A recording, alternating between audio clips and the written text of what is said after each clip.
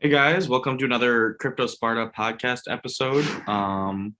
We're just gonna knock it right out and get into the market. It's a little after Christmas, so just gonna jump off with the Santa rally. Yeah, so we called it, Daniel called it last week, that since we had a little correction and we had this little Santa rally, Bitcoin, it's been kind of chopped, like we kind of said before, hovering around It's like holding 50. 50, yeah, basically holding 50. It's 50, at hopefully we don't 51,000 right now. it will never be below 50 again. Yeah, ETH has like been hovering around 4,000 for Some this nice week. round numbers. It's been pretty flat, Yeah, it's been pretty crab. flat. Like there's not too much volume. And that was like kind of expected, like we kind of said last week, but there's definitely like a bunch of altcoins that kind of bounce back where it's like you kind of got that sigh of relief where it's like things aren't crashing and things aren't like gonna go any further, where it's like we've hit the end point of this kind of correction where it's like there's a little strength, and it's got us really excited for 2022. Like, time dipped from like 5,000 down or 8,000 at its like beginning November, and it dropped down to like 3,000 at its lowest last week, and now it kind of recovered back to like 4,200. And like other there are definitely other altcoins that have bounced back too. Yeah, and we had talked about in our notes, Luna's over all-time highs now.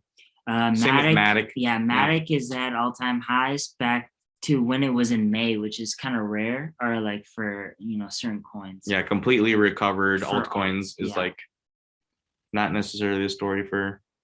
We're not seeing all-time highs across the board. Yeah, for every single altcoin. But yeah, we've seen Time and Ohm are like bouncing back, the rebased tokens, and the other news that we had was the airdrop for SOS. Oh yeah, so it was kind of an eventful Christmas. We've talked about OpenSea a lot on this podcast and how successful it has been, but they kind of how they're growing their company is kind of taken a kind of different turn, where there's reports saying that they're going to go the IPO route, similar to Coinbase, instead of like the crypto route ICO. where they just like airdrop you tokens or whatnot.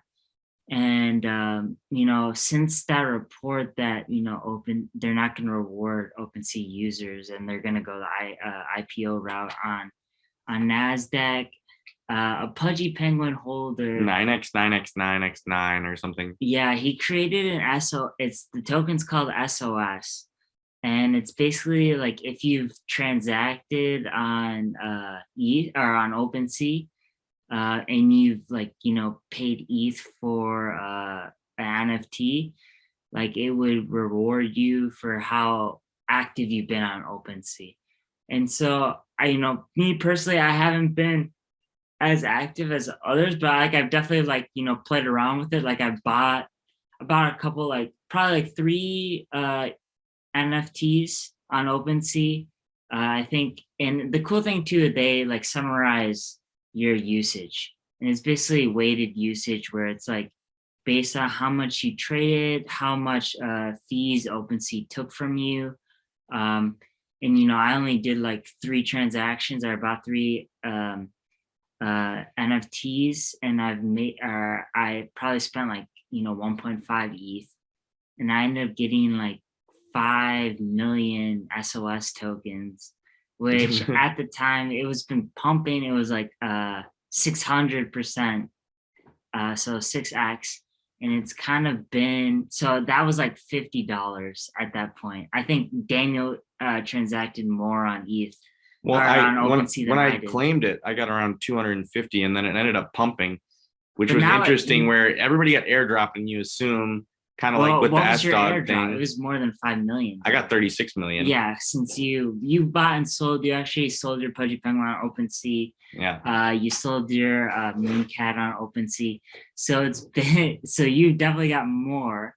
But I'd heard Keyboard Monkey got 500,000. Yeah, people who are like deep in the NFT game got a lot of money. People who bought, art block pieces or Pudgy Penguin or Board Ape Yacht Club pieces. They got 6-figure airdrops. And some people were talking about how they paper handed the airdrop because it ended up 10xing in like a day.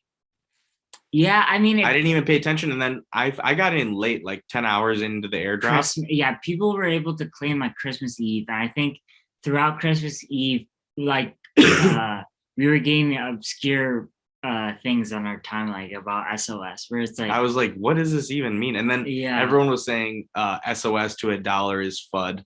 And I mean, the token supply, I got 36 million and it was worth 250 bucks. So someone did the market cap thing where it's like, be the market cap of the entire world. If it was market cap of SHIB, what would it need to be? And I think it was 0.0087. And there's so many point zeros on this thing. It's the unit bias is just like people are like, oh, it's cheap. It's hilarious. There's 5 zeros on it, but the thing is, the market cap has like gone up crazy. So it's a top 300 coin already in like just a couple of days. And so the market cap went from nothing, and now it's like 240 million. The market cap right now is 300. Wow. And we don't know the utility of it. It's just been so far a rewards token for people transacting on OpenSea.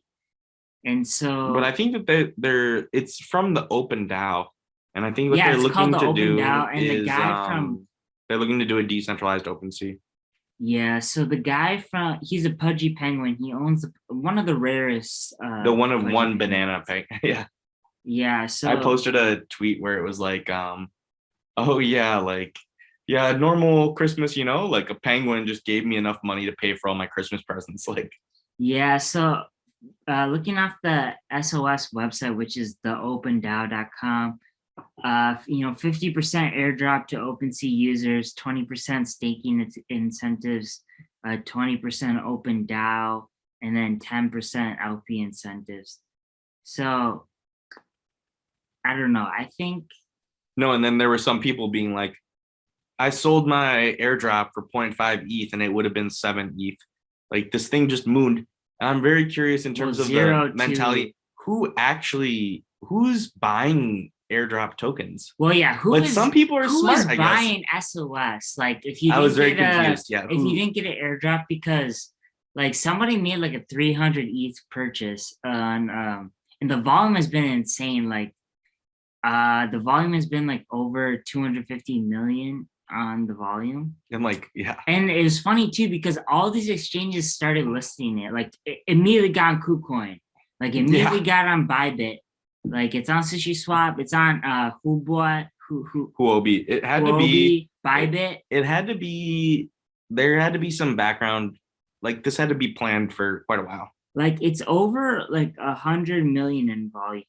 Like, and this is after like a pullback. And it's airdropped. A lot of people just sold it immediately. Yeah, so it's like there's so much sell pressure.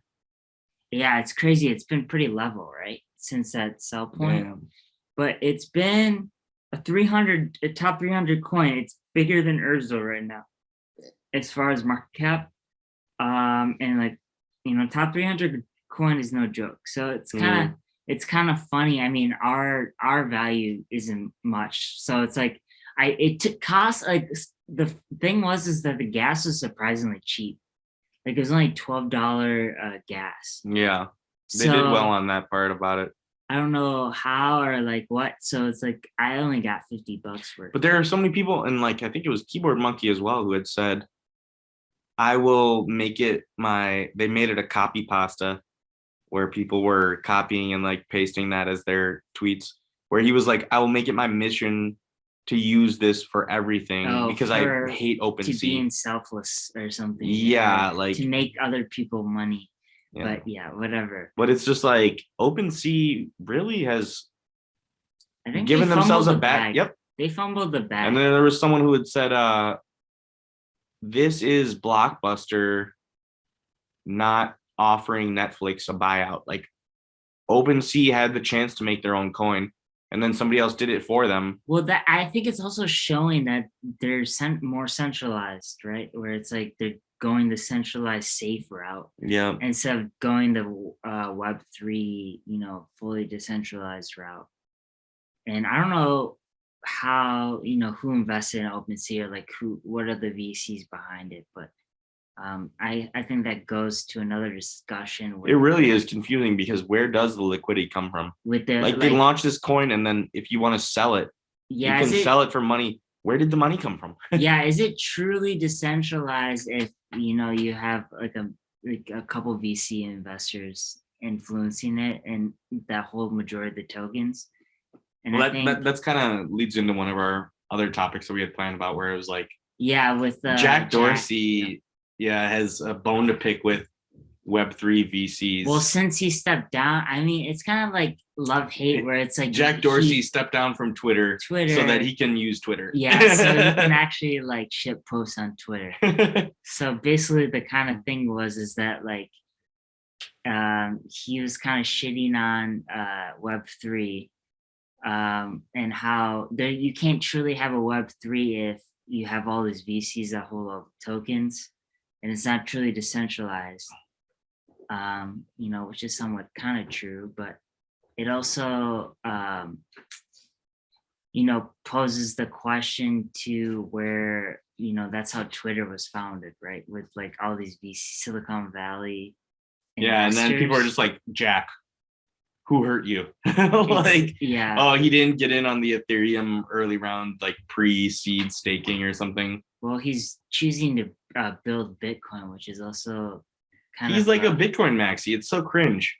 Yeah, I don't think, what's that term where it's like overworked, but there's not much growth there or whatnot, or where it's like you can put a lot of work in and the gains won't be there. And he talks about what he wants to turn Bitcoin into. He's like, bro, there's already Ethereum. Lightning, I mean, all you can do basically is optimize the Lightning network and like make it scalable.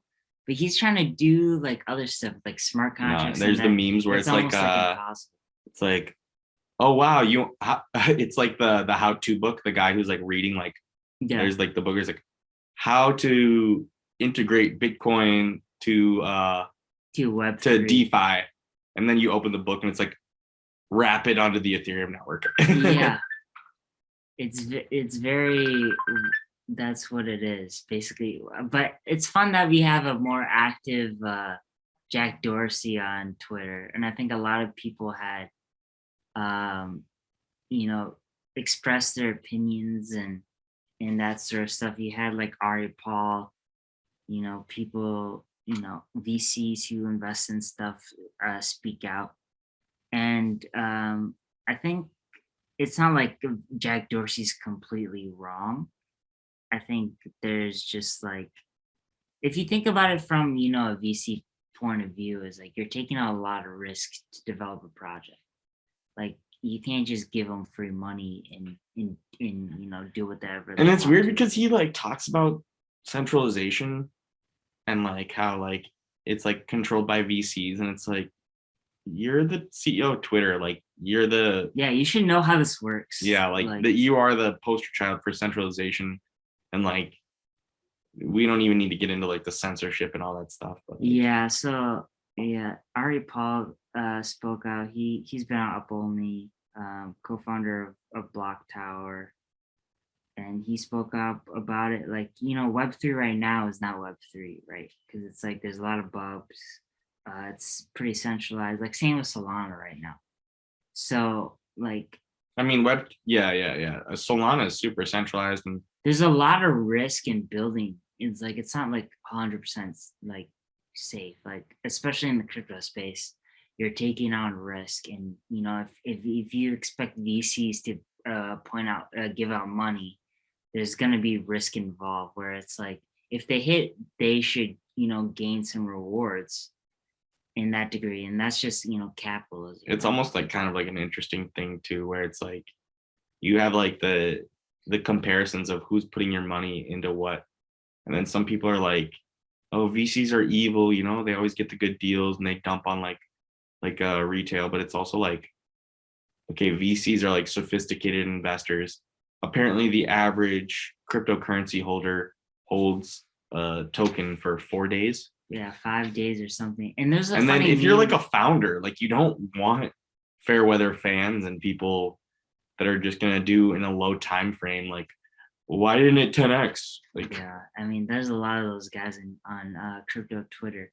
But it's also funny. There was a meme where it's like the pipe and it was flooding, and then you had the one guy he's drinking who was everything, and then drinking there's some all of it, drips. and then Yeah. there's a drip along the way, and that's like retail investors. So it's like the big guy is the VC, and the small guy just getting the crumbs is the everyday person. Retail investor. And But then the like, interesting thing yeah. too is also where it's like, well, everybody starts as a retail investor probably, unless you're like a professional. And then it's like, okay, so when do you turn into a VC and people start hating you? Like, when does Suzu Yeah, get how so much rich that money do you? you have to make in order to What's the have difference between an people angel investor, a retail investor, and and a someone who VC? Like, it's has just how like many zeros. 10 figures, Yeah. like personally?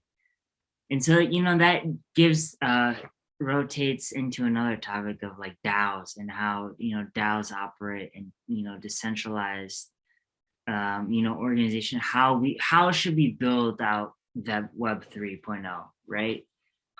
We don't want it too centralized, but also there are issues with DAOs, and Well, and we were talking about like with Olympus, where I mean, yeah, everybody, if you create, governance tokens where everybody has a one vote, people can monopolize the tokens.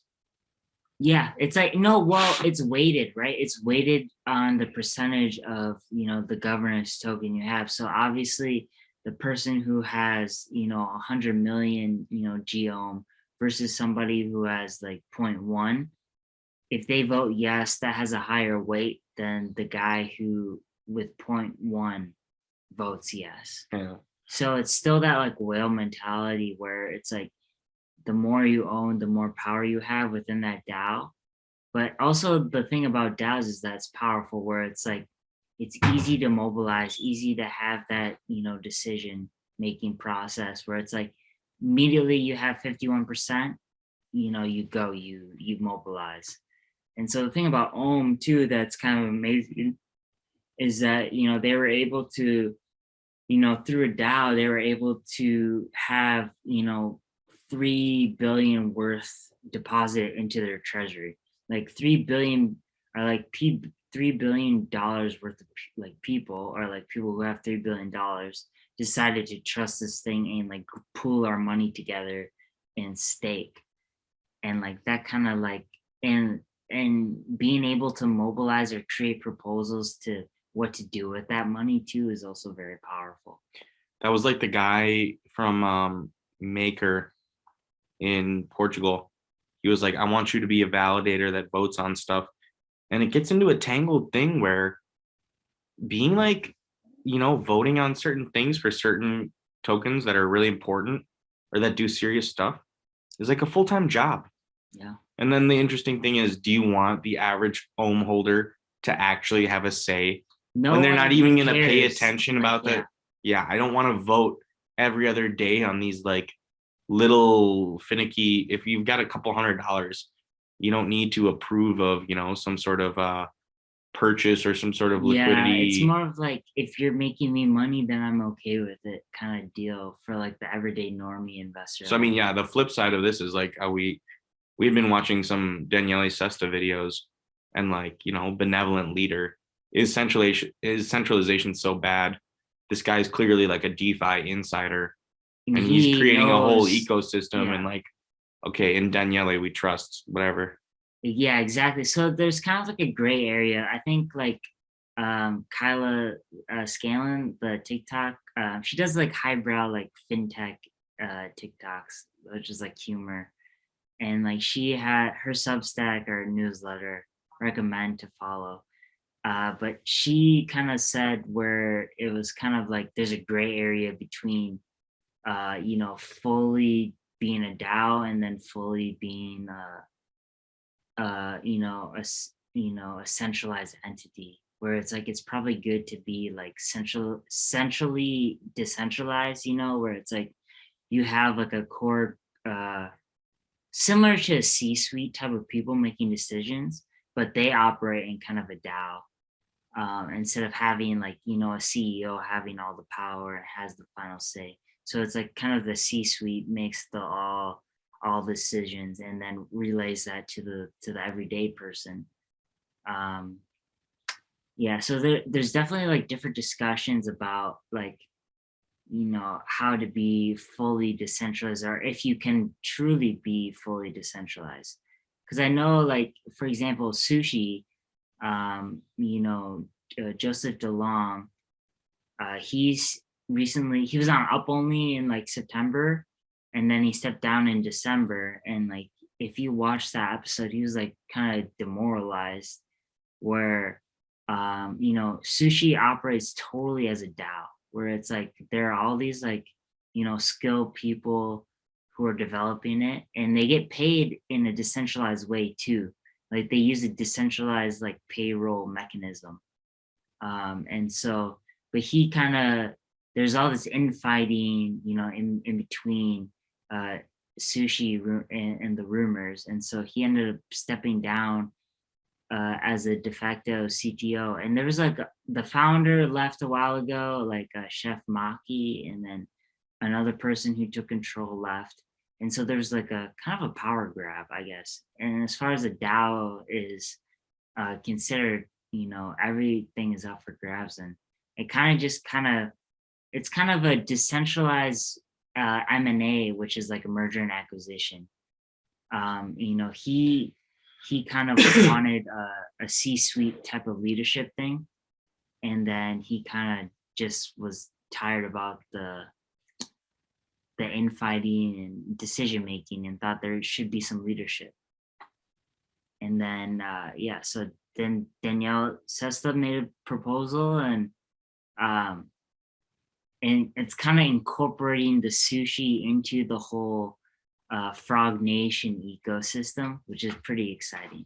Yeah, we were reading and talking about it, how the ecosystem is like growing, and then really the plans that he has for sushi in terms of having an exchange that also is an automated market maker like FTX's. Options trading requires someone to be the book, so they'll sell you options in the future. FTX, Sam Bankman-Fried, they have it so that you can bet on, okay, I want to buy an option for Bitcoin at 100,000 in 6 months, 10 months, a year. December 2023, I can buy options on Bitcoin in futures. And then if you get above the strike price, okay, cool, I have an option to buy Bitcoin at 100,000, but it's 200,000. Sweet. And then you pay a price for those options, but someone has to decide that. Daniele Sesta is saying that they're going to create a decentralized automated market maker. And then he also wants to do not only futures contracts, but he wants to do all this liquidity stuff across chains. Well, yeah, and it's combined with everything that he's already created, like the stablecoin, Magic Internet Money, Popsicle, Ice Finance, Abracadabra, Spell. Pools. So it's LP pooling, and then also he had said Wonderland, and I mean, there's a meme, or I mean, not a meme, like it's a photo, it's a Venn diagram. Yeah, of like really how this ecosystem is really supposed to. And he was talking about how the bonding program and how much money that they make, and then passing on those earnings is like what really. Yeah, so there's a tweet where it's like a summary of what's next for Frog Nation. Sushi Swap, and they already approved the Sushi Swap proposal. So Danielle, he is incorporating sushi into his Wonderland or Abracadabra ecosystem. So Sushi Swap is going to be the multi-chain AMM, which is the automated market money maker, and DEX. And then, Abracadabra, which is Spell, will allow liquidity to be deployed across all meaningful pairs cross-chain. Be lending and leveraging, or like using things as collateral. 3, Popsicle will leverage and tech will allow to execute always at the best price, min pairs relative to any other market. And then Wonderland will funnel growth and invest earnings from the ecosystem. So if you think about like those things, you have ICE with the LP pools, and that kind of funnels into the AMM or DEX, where it's like you need liquidity pools to provide liquidity to fuel your DEXs and exchanges. And then you have Abracadabra where you can take out loans and that kind of mechanism. And then Wonderland kind of just, is your reserve currency that fuels everything and that can invest in different kind of things. So it's very positive. And it really creates like a feedback loop. Yeah, it's definitely like a cyclical ecosystem where it's like everything clicks together, And we'd mentioned like earlier where, with the SOS, like where does the money come from? But Daniele had been talking about how there's a giant value capture that's happening where a lot of that is just like normally would go in the system. And then, all that value that's being extricated is then being distributed. And it's like, it would be, some organization paying for like office space and like salaries. But I mean, this technology, in my mind, is going to eat traditional finance. Yeah, this is like the one thing I feel like in DeFi where everything kind of clicks, like. Because you're like, where does the money come from? It comes from Wonderland, or like it comes from the LP pools, or like, But like also it comes from like, there's so much savings. There's so much money being wasted now. You can do all the bonding stuff too and fuel the DEX. Wonderland fuels the DEX. It's crazy where things in DeFi are starting. I think like the picture is becoming clear about like what you can do, and so yeah, we're pretty bullish, and that's all about a DAO too. It's like they're operating as a kind of a DAO, or like centralized, decentralized, kind of thing. I think we can wrap that up and then maybe do our last topic before the shows. Yeah, we'll do our weekly NFT update. Yeah, and then so this week we got our Pudgy presents. Yeah, so I think we talked about our back in when they launched, probably like in the summer, I want to say, where we were kind of bullish on the Pudgy Penguin community. I paid some ETH to get a Pudgy present because I was priced out a little bit on the floor at that time of the Pudgy Penguins, and so I wanted to be a part of the community, so I bought a Pudgy present. But the thing is that they didn't hatch until Christmas, and so Christmas has passed, and so our Pudgy presents have and then since Daniel had a Pudgy Penguin, he was eligible for. I got the airdrop, but he sold he sold it pretty good at a good price, but he missed out on the low Pudgy. So they did a mid-tier drop too. No, you had to pay for the little Pudgies. Oh, it wasn't a free no, drop? It wasn't an airdrop. Oh, okay. Well, they launched another PFP right before the hatching of the presents, and that was just miniature Pudgy Penguins. But the eggs have hatched, and they're rods. Yeah, they're fishing rods. So I was kind of disappointed. Like I'm curious to see like though. So what's interesting to me is we had talked about like Wolf Game, and now there's like there's Axie's, Jewel, these play to earn games. And so it appears that you need a rod to play this fishing game. And I'm crossing my fingers that maybe you play this fishing game and then it's a play to earn where you make money. Their own token. A Pengu token. Yeah. So like, you do some fish, kind of like you catch the right fish. Apparently some of the rods are more rare, and then like you can catch better fish maybe. But the rods only have like 2 traits. So it's like either common, rare, uncommon, or different colors. So I don't know. Maybe. And then we're wondering if you need a Pudgy Penguin to actually play the game, or a little Pudgy to play the game. Like, do you need both the rod as well as the Pudgy Penguin? I mean, logically, you need someone to control the rod. in your game. But at the end of the day, there's a lot of money that they've got on aftermarket sales that could be offered up as incentives to play the game. Well, yeah, and that's probably the liquidity for that token, right? Like they put all the ETH earnings, into a pool, and they create their own Pingu token, and they create their game where it's like the amount of fish that you catch, you get a certain amount of Pingu token, and this is all speculation, of course, but like I don't know. Hopefully, it's a successful play to earn game because the wolf game, that dragon game with the wizards and dragon. There's these games where people are playing stupid stuff, but it's interesting where people like DeFi, people like staking, but then if you go next level where you turn it into a video game, at the end of the day, it's really, to me, funny how we're turning DeFi. People prefer it if it's a video game format. And it's like, okay, you're still like putting money in to make more money at the end of the day. But people are like, no, but I'm playing a game. And it's like, the games are actually really dumb. Yeah. Where it's like once a day, you like check it. It's like Farmville. If you listen to like Up Only or something, like, you'll hear like Kobe say there hasn't been a game that's worth playing that's like just for the game that's fun. Where it's like you're playing to a certain degree because of the fact that you can. But on the flip side, people like it even more because instead of just staking coins on Compound, it's a bit of a game.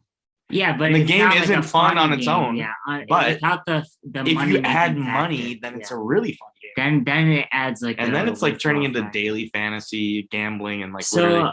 We're just like wiring people's brains to like play these video games to make money. Yeah, so if you actually make a worthwhile game that people want to play, and the earning, it kind of flips the role where it's like earning money is kind of secondary to actually playing the game. And so, that's why I think it will take, some adoption with, big name video game companies in order to make a worthwhile like crypto game, instead of like having all these people try to build it from scratch. I think you need some sort of partnership with kind of Blizzard, Ubisoft, like it'll get mainstream. Like Call of Duty, so for sure. But let's move on to the shills, and then I think let's do two different kinds because I was just thinking about it, and I have one that's dumb, but let's do for the whole year because it's about to be New Year's. So for the 2022 for the whole year, what are you betting on? But then also just a regular show. What am I? And I'll start out. My regular show, it's dumb, and I just am thinking of it just for fun. But BitLord, Crypto BitLord, Australian dude, he's pretty funny. He's big on Twitter, and then he does videos and stuff. He's all about the new shitcoin Mongoose coin? Mong, yeah. And then that was like, it was like a dumb meme that was, I think maybe it'll fizzle out. Honestly, it's really not financial advice. Meme coin. It's a meme coin, but he's like, when the guy was like, last time. Yeah. It's like, oh, what about Gerbil coin beating Bitcoin? And then what happens when Mongoose coin comes? Yeah, it was made because of that congressman in the House Financial Committee, was trying to make a point, but ended up backfiring. But people created Mongoose coin in spite. I mean, that's a silly dumb one, and honestly, like I don't even know if it's a real show. You think it's gonna be like the pop off of 2022? Like that's saying a lot. No, I'm not saying for 2022. So my 2022 play overall is I am going to say that for 2022 privacy coins, because I think that people are going to get more sophisticated. And so I was looking at some Zcash stuff, ZK Monero, roll-ups. and like, well, not the ZK rollups, that's a bit different, but no, just privacy coins. And I think that people in the future are really going to get really important as the governments try to crack down and restrict. They will. I think that the privacy coins and being able to move your money, Tornado Cash, I mean, there's a whole list of them that you can look up. And I think that, I don't know if there's going to be one winner or many, but I think that whole space is going to grow. as you can tell from what I've been talking about, I think I'm pretty bullish on reserve currencies, not like Forex, but Ohm and time in general. I think you should Yeah. definitely have. I've been pilling people. I've been shilling it to other people, getting people set up. It doesn't need you don't need a lot to get in, and then have the APY just take over. Where at the end you could be have you can take a 4-figure investment into possibly uh a 7-figure investment just by compounding. And I think, like, especially with this whole sushi thing and how the picture has been clear of what the purpose of time is, not just a way to not just a Ponzi to give people APY. And same with Ohm, where it's like, they're using the APY as an incentive to, build a currency that is in circulation. And then after that, it can, do more as far as like it's actually the backbone of it building stuff. Where it's like Ohm, it could be the dollar of, Anything of the Daniele people. Sesta, just bullish. Yeah. Yeah. So I think right now too, especially last week, it was kind of scary how it just dropped from 8,000 to 3,000 in about like a week and a half. But I think it had a strong bounce back this week, and I'm just really bullish of this whole ecosystem. And I think time is a very easy way to um, be a part of it, and have gains too, and like make money and be a frog. And so if you want to do it, yeah, there's guides out there. I suggest looking at the Green Pill on Twitter. He that's where I got my guide from. So he's really knowledgeable on how to uh, you know stake on these platforms. And so I'm pretty bullish on Wonderland in 2022.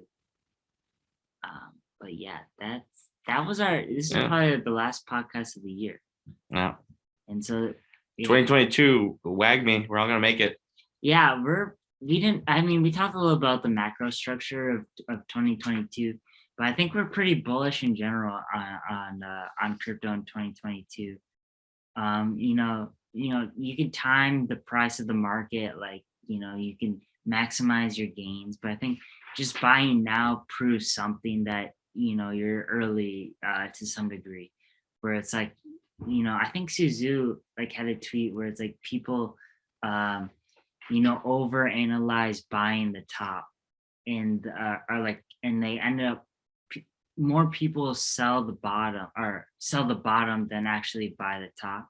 And over a long period of time, people who buy the top ending out outperforming people, obviously, who sell the bottom. But like the people who sell the bottom, You can are way like, outperform though, because there will be higher highs. yeah, exactly. So like that's the thing, where it's like people sell the bottom because they're trying to rotate stuff. They're gonna cut losses, trying to wash, and you end up sometimes losing more than you gain. Over trading and just Yeah, just stick to your trying thesis, to ride the you wave. know? Yeah. So try to keep it simple. If you're interested in a coin, watch the chart and observe it, how it interacts. Try to What helps me is like you just put on your watch list. So it's like you check it when you check the prices, you check what that coin is doing. And then you can do your research too, and look into it if it looks strong. And you can usually tell if it's a strong if it has like a lot of volume, on the exchange, or like people are trading it a lot. Good or bad, if it has a lot of volatility, that's a good thing. That means it's like talked about. But yeah, that was our final podcast of 2022 or 2021, right? Yep. And so thank you for sticking with Yeah, us. thanks, Nick and Maya. Yeah. Deuces. To hopefully, as same with crypto, this podcast will grow in 2022. Hey. So on that note, we're gonna end it. Peace.